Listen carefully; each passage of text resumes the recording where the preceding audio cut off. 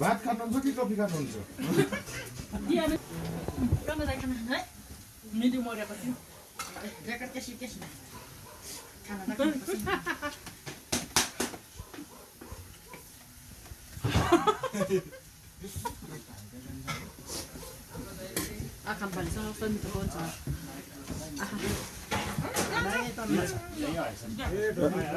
कांग्रेसको कार्यकर्ताले भात ल्याउँदै हो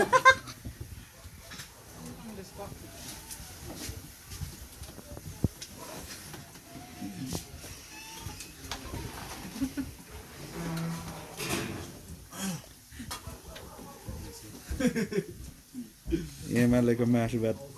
लाजा साले बोट चाहिँ घन्टीलाई है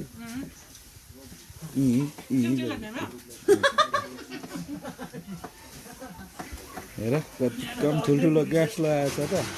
बडी त बोट माटोमा भान्नुपर्छ पहिला चोचाइ गरेर पनि